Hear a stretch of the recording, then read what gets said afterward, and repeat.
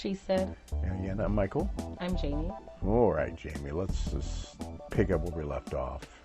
Last thing we were talking about was the whole concept of step parenting, because you had mentioned in answer to when do you introduce your kids to the guy you're dating, some of the issues with that, when you fall in love with them.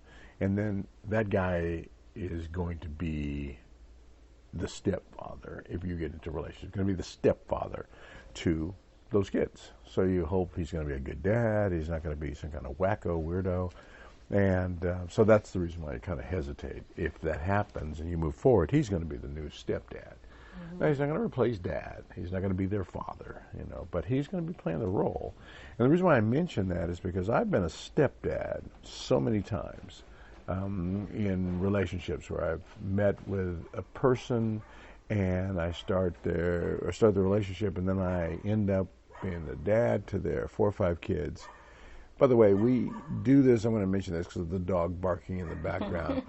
We do these, to the listening audience, we do these podcasts at a variety of different locations, and hopefully down the road, what we're going to do is we're going to bring podcasts to a venue and have an audience be there to witness the conversation and chime in. So we may bring a podcast to a local jazz bar, and on a day when they're slow business, and we do a little 1-hour podcast live. And so that's, you'll hear noise from time to time as we develop this idea. Background. And so we happen to be at a marina right now, just chilling out by the water, talking about living issues, personal relationship issues. And so let me continue with the stepdad thing. So I've been a stepdad for so many relationships, and I attach myself to the kid. The kid has a kid of their own. So now I'm the grandfather, the step-grandfather. And in many cases, I'm the only dad that they have active in their lives. And in many cases, I'm the only grandpa that they have active in their children's lives. So if the relationship, which is independent of that relationship, if the relationship sours and it goes bad after, 10 years or something like that, now you've had a 10-year relationship, you watched an infant grandchild grow up, and now they're a 10-year-old or an 8-year-old or something like that, and you're connected. Then you split up, and you have really restricted amount, if any, connection with them, because you're not even their dad. You're not even their grandpa. You're just a guy, really. Yeah. Their dad, their grandpa gets all those rights. One more quick thing, and then I'll ask you a question about this, because I want to let listeners know that we're talking about real life issues that happen with people. We're not minimizing them. We're just trying to get to the core of whatever it is we can do to make them better. So I have had I've had daughters, for example, that I have nursed through high school. I put up with all the high school stuff that you have to put up with a daughter, all the hormonal changes she goes through and the crazies that the girls go through. Then she graduates. I go to graduation, and I've been to a few of these graduations with stepdaughters. Her dad, her biological dad, is there. And a lot of times what they do is that's the guy they hug. I put up with all the crap, got him through it. I've had a stepson. I put him through 5 years of college football, went to every one of his games, even some of his away games, gave him his $25 to spend after the game with the boys when he goes out with the guys, cheered for him every game and things like that. And when he wins MVP awards in his 5th year, and he's the MVP of that year, his dad is the one his mom and his dad is one he thanks. He interviewed me for a paper he had to write in a marketing program at college, because I was the only guy he knew who had a regular job and who was a stand-up guy. He couldn't interview his dad. His dad was a slacker. So I just wanted people to know, to hear, that the step relationship and when do you introduce your significant other to your family carries a lot of weight. So when you say when you were in love with them, that's a pretty good answer as compared to in a year or in 9 months. So that's the reason why I brought that up. Any other comments on step parenting? Because you haven't been one, but if you were going to have one, you know. It's funny, someone asked me about that, and I said my preference was not to be one because my experience with it on the other end was not positive. My mom was a stepmom to all my siblings because my parents just had me. I have no full-blood siblings. They're all half. And her relationship with them was not stellar. I don't think anything to do with her. She's a very nice person. But I just think there was a little bitterness. And I think that had a lot to do with my dad. Like he cultivated that. He kind of pitted them against each other. And then when my dad remarried several times, but there was only one woman that I really interacted with, and he had a long-term marriage. I was brought up to be respectful, and I didn't live with her, so it's a little bit different. I lived with my mom. My dad moved out of state. But when I would go to visit, I was respectful of her, but I didn't trust their relationship. So I was never going to have that bond with her. She didn't have any children. I felt like she wanted to try to be like a surrogate mother to me, but I wasn't having it. Like, I have a mom. I don't really... Were you doing that because you were just resisting because you thought you had really good grounds for that? I think that I was resistant because I didn't have faith.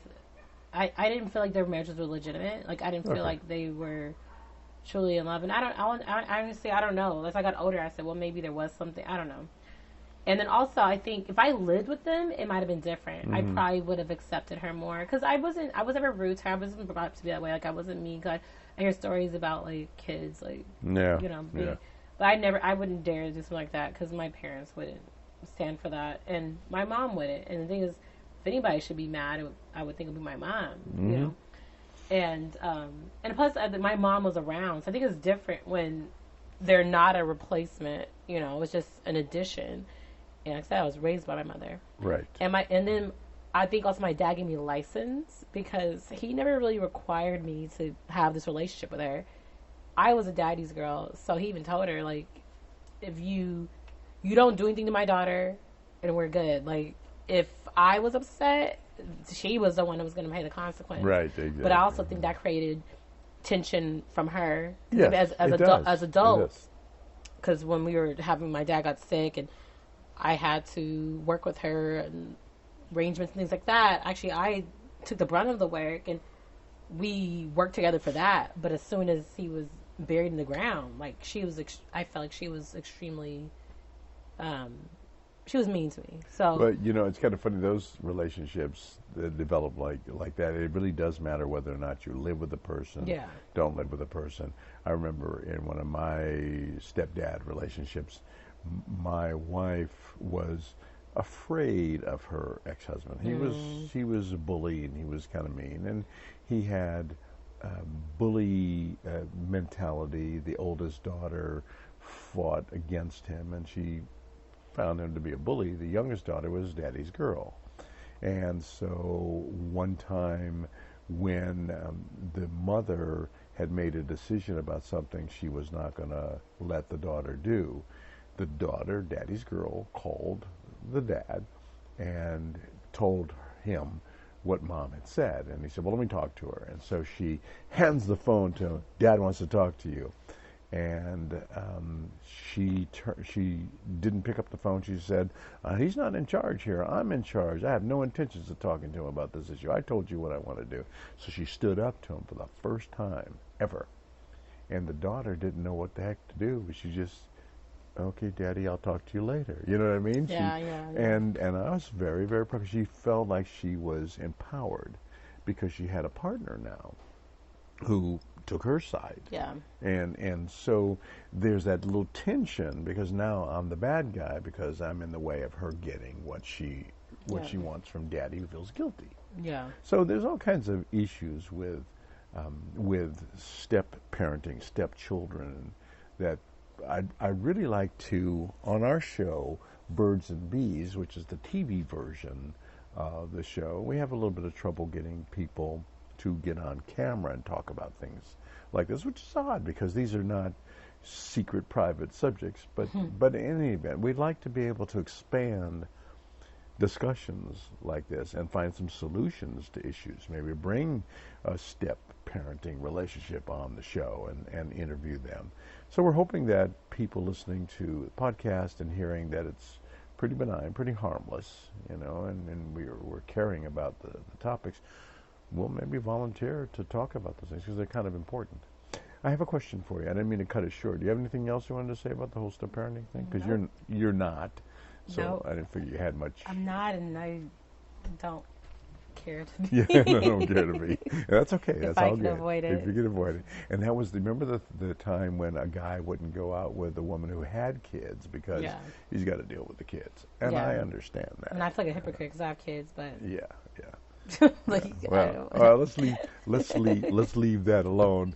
I do have an interesting question. I think it's interesting that came up from another one of our fans of the show, and she was talking about she went out, just got out of a relationship in her mid-30s, and she went out with her girlfriend about the same age, and she's starting to get a little bit wild, and she was in a long-term relationship up until then.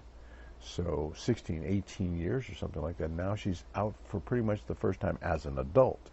Mm-hmm. And you had mentioned, you and I talking off mic, you were talking about how that kind of thing happens because women reach their prime in the mid-30s, 40s. They hit this peak, and now they're discovering themselves, and they realize that they now know something about themselves, and so they're going to go ahead and take charge.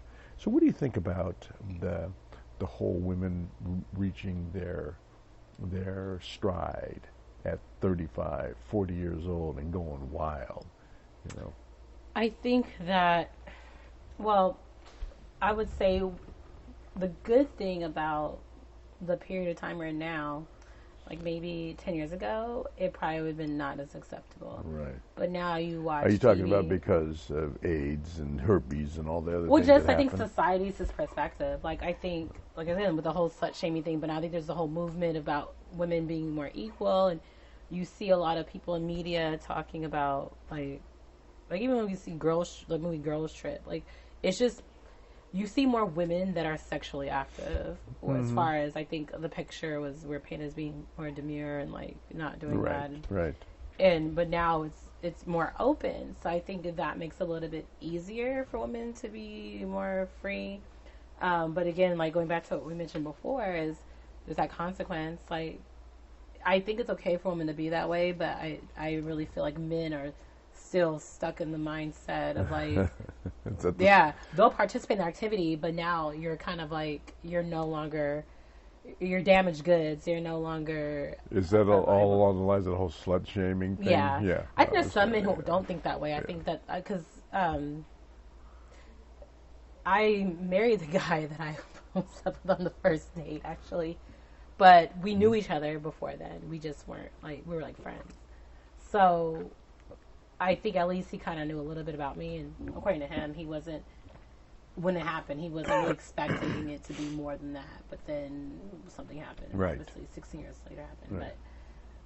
But I think normally most men don't think that way. I think a lot of men, if you're somebody who's going to put out that quick, like they want to chase, it may not even be necessarily like that's their initial thought. I think people want to chase you or whatever. So, but I think that there's nothing wrong with a woman wanting to do that, but it's just those guys, get out of your system. Those guys are not going to be your next husband, but then maybe, like, once you get out of the system and done sowing your oats, then you get back down to the real world. I would say, like, for me, you have the guys that are for that purpose, and then you meet a guy you think is decent, then maybe hold out for that one because, Right. yeah. Right.